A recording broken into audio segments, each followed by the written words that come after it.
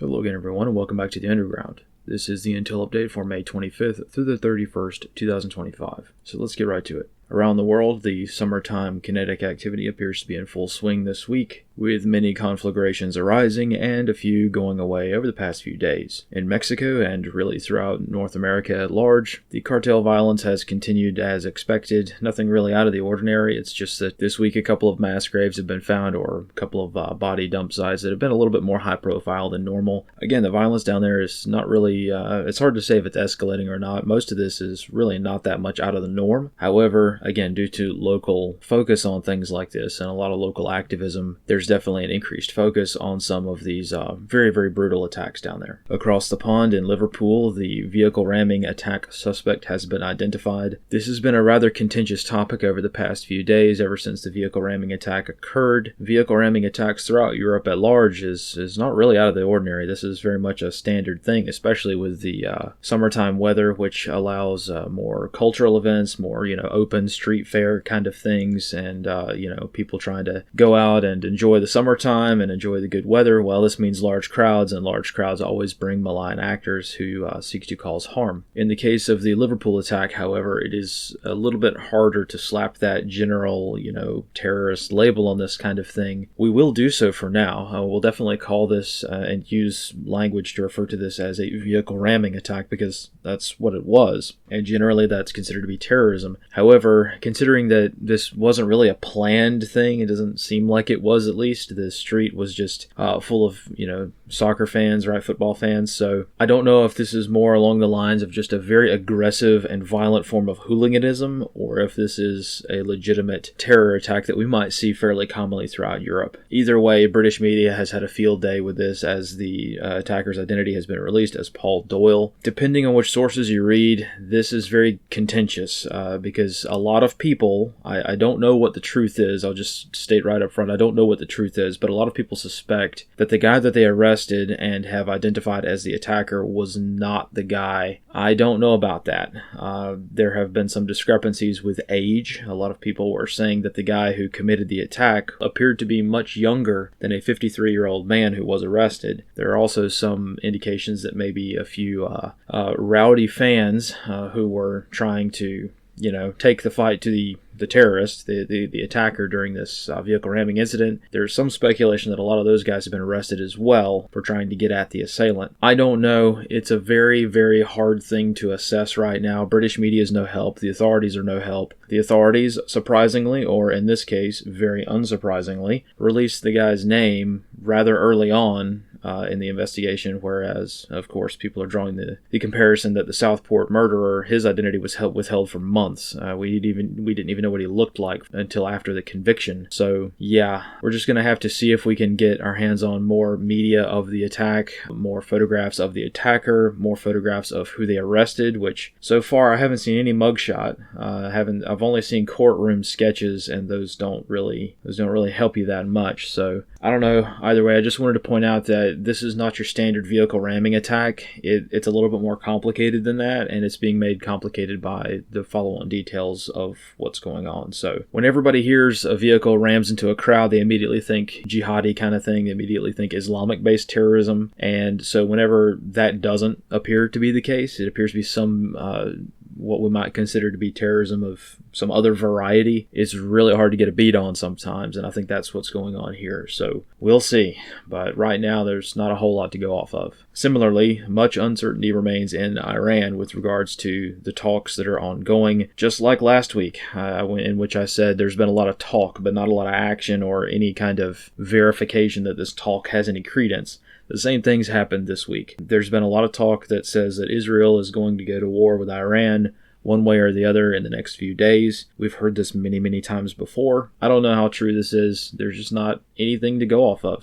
But I'm not sure. All that seems relatively certain is that war with Iran is certainly still on the menu, and it probably will be for a while. But in terms of figuring out, are we really going to do this? Is Israel really going to do this? Yeah, it's anybody's guess. Right now, they've got their hands full with Gaza, so once that wraps up and they finally achieve their goals there, my guess is that they'll have the ability to to open up another front wherever they choose, whether it be West Bank, Lebanon, wherever, and that's probably going to continue for a while. In the South Pacific, things are both heating up and cooling down. Earlier this week, there was a brief border clash between Cambodia and Thailand in a very well-known disputed area. This happens occasionally. This is kind of a thing that's been going on for a long time, but for a few days there, it seemed like they were really getting ready to go to swinging at each other. This is something that happens quite often in this particular area. It's really just jungle, just south of the Golden Triangle, so, it's anybody's guess as to what actually goes on out there in those jungles, but either way, both sides claim that the other started it, and that's how border clashes usually go in this part of the world. Either way, both countries sent few thousand troops, from what I can tell, to the border region before the leaders of both countries stepped in and said, hey, cool it, kind of thing. So that's kind of how it remains right now. It's cooled off quite a bit, which is good. I don't know how much Cambodia and Thailand are gonna feel like going to war with each other. I don't think so. I think it's just a brief border spat, but you never know. Stranger things have happened, and it is most certainly the time where every other Tuesday you're just reading about two nations getting ready to go to war with each other. That's just kind of the way it is in the 2020s. So similar situation in China. This week, the United States and, China as well have been kind of trading rhetoric back and forth a little bit. The Pentagon the other day, Pete Hegseth, the Secretary of Defense, has made it clear that the Pacific pivot is definitely a military aspiration still. The United States is still very much considering China to be an adversary, especially when it comes to the use of military force in the Pacific theater. Now, I know that sounds like a lot of DC think tank talk, but this is generally true. The United States is most certainly preparing for some kind of military aspiration on China's part. Mostly when we refer to this, we're talking about China invading Taiwan and the first island chain, not just Taiwan, but the whole first island chain, which includes parts of Japan, Okinawa, and the Philippines. So is an invasion imminent? No, of course not. China's got quite a long time before that becomes viable, but they're working on it. China's getting a lot better at a lot of things, and it's going to sneak up on us. At least that's what the Pentagon is trying to say. I don't know. There's a lot of rhetoric back and forth on that, but generally speaking, that's the kind of status right now. The dragon in the Pacific is definitely stirring, though things are not completely out of control just yet. It's still within the realm of diplomacy. It's still within the realm of posturing, power projection, things like that. We're not really getting into the military operational planning phases yet, which is probably a good thing. And speaking of operational planning, strategic movement for this week has largely been relatively benign. The Truman Carrier Strike Group returned to Norfolk this morning. I saw they pulled into port earlier today, a few hours ago. The Carl Vinson remains in the Middle Eastern Theater. That's going to be our carrier for a while. But now, if you guys will note, we're down to just one aircraft carrier in the Middle East again, which is a good sign. Generally speaking, for those of you who don't follow this kind of thing, whenever the United States puts two aircraft carriers in CENTCOM in the Middle East somewhere, that tends to suggest that we're either going to war or tensions are pretty high. It's hard to determine which. Maybe there's a intentionality behind that. But still, for the past few weeks, there have been a couple of aircraft carriers in CENTCOM's AOR conducting operations in Yemen. And now that the Truman's rather unfortunate deployment has come to an end, the Carl Vinson remains the only flat top in the Middle East theater for now, at least. Similar story out in the Pacific. The Nimitz is conducting her final deployment to the Pacific theater, really just kind of doing status quo. So we're kind of back to a baseline of American aircraft carrier strategic movement around the globe, which is a good thing. So it just means that there's not really an increase in tensions to the point to where we feel like a second aircraft carrier is needed somewhere. Moving to the Kinetic Activity Tracker, there have been a lot of developments, but mostly on the border crisis tracking map. So you can see I've got a few riots in Seattle this week. Of course, it's Seattle, so that's kind of thing's going to happen. But mostly what I've been focusing on this week have been the events down in Mexico, which I'm generally putting on the border crisis map. So it's a different data set. So there have been two high-profile incidents this week, both of which involve the finding of human remains or mass graves. The more high-profile one that's gotten a lot of locals upset occurred in the town of Reynosa, a border town right on the Texas border there. A local band was found murdered. All four members of the band plus their photographer, they were found in a body dump site just in a vacant lot there in Reynosa. Because these guys were fairly famous locally, this has sparked local outrage, and so we're starting to see a little bit more political activism with this kind of thing. This happens occasionally. Again, it's not out of the ordinary, but because of this focus on a lot of the cartel problems down there, we're starting to see this a lot more in local media than we have in years past. So I don't know if this is out of the norm. I don't think it is. I mean, it's fairly violent down there anyway, but there are a lot more of these stories coming to light from within Mexico, such as the finding of a mass grave down in the small town of Irapuato, which is in the middle of absolute nowhere. There is nothing there. I mean, it's a fairly, moderate-sized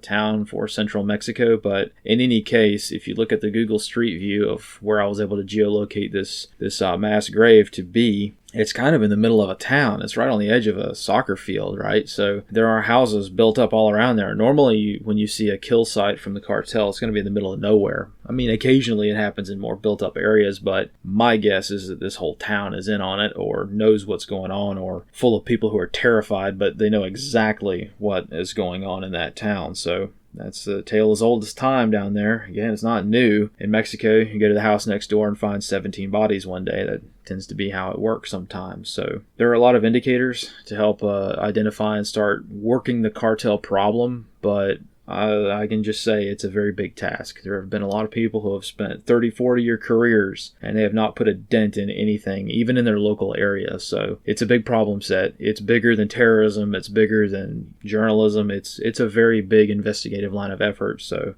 please forgive me if this is going to take me a little while to start getting a better beat on, because right now we're not even scratching the surface here with the events that are occurring in Mexico. So we're definitely not seeing the whole picture. We're looking at the issue through a soda straw, but I do want to focus on some of these more horrific things sometimes. It's not pleasant, but I think it's important for us to be mindful of, especially considering how much the cartel's influence runs here in the United States. So moving to the United States specifically, let's talk about the Northeast region for a bit. Moving around the whole country, the general story is that the summertime fun is here once again. A lot of this doesn't really have a whole lot of intel value, but I'll go ahead and skim through it anyway. So Pennsylvania, there was a mass shooting.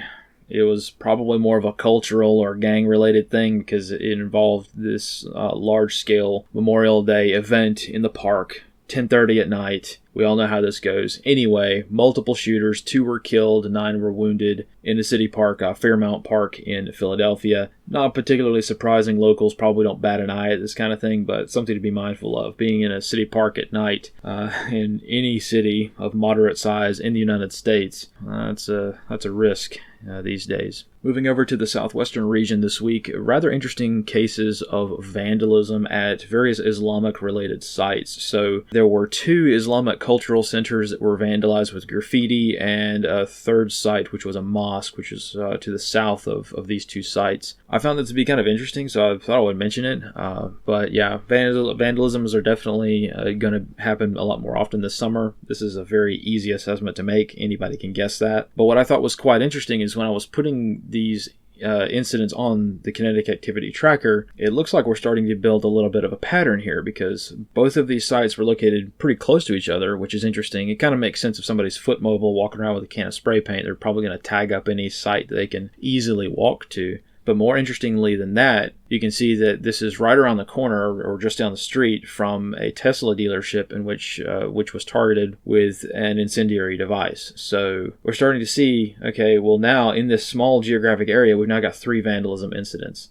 So again, it's very simple. I'm missing probably a dozen more vandalism incidents that have occurred in this specific area. But I think that now that this data set is being built and I'm handpicking a lot of these and putting them on the map, it's not just a general crime tracker. We can start to see how some of these things are in the same area as other things. Of course, this doesn't mean that the same guy did all 3. It doesn't mean there's a link at all. I just find it to be kind of interesting that I'm starting to go through the map now and put icons on the map and say, oh, wait a minute, I already got something in this area, which is interesting. So this is also very interesting to note when we get out west. So, for instance, in Seattle, the events this week, it's just been one continuous riot, basically, for the past week or so. Again, this is Seattle. This is the heartland of this kind of thing. It's not really surprising. A lot of the time, it's not even worth tracking. Anyway, this week has been a lot more contentious based on the Christian rallies that have been held, protest events, prayer vigils, concerts, whatever. There have been a lot of things that have occurred this week. But anyway, Seattle is going to be working through a state of unrest for a while. I would very much urge caution for any of you out there doing research on the mainstream media with this, because they're making it out to look like these Christian groups are the ones who are, beating people, and that's not true at all. I have not seen media bias as sharp as this in a while, honestly, since the Biden presidency. So I find that to be kind of interesting. It doesn't surprise me, but it's kind of interesting. Right now, for those of you who are outside of Seattle, it's not really as bad as 2020, but it could be. Right now, most far leftist groups don't really have a lot of the punch that they used to have. A lot of their funding has dried up, and a lot of their manpower has not, they're just not around anymore, or they're doing other things. So yeah, Antifa in Seattle doesn't have the mobility that they used to have. They're starting to be able to latch onto things, and this, provided a convenient target for them. So, of course, they're going to be able to latch onto that sort of thing. Same thing in places like Cincinnati, Washington, D.C., New York City. Big places like this are definitely, anytime a target is provided, regardless of funding, a lot of these far left groups, or groups that have very questionable politics, they will seek to cause harm simply because they can. So that's pretty much all I have for the United States. Before we close out today, I want to show you an image from Diego Garcia. That's right, everyone's favorite island that nobody cares about in the middle of the Indian Ocean. It's fairly busy. As you can see, we've got a lot of airframes stacked up there at Diego Garcia. So this is actually from May 27th. The latest commercial imagery is only partial, so I don't have a really good paid commercial image to be able to identify these, but you can very clearly see that F-15 squadron that showed up to Diego Garcia is still there, and the B-52s are still there. So yeah, very, very busy out there in the middle of the Indian Ocean, and who knows what we're up to. So that's pretty much all I have for today. Let's roll through the GhostNet reports for this week. Again, it has been very, very good for propagation lately, which is fantastic. I haven't had much time to get on the air this week, unfortunately,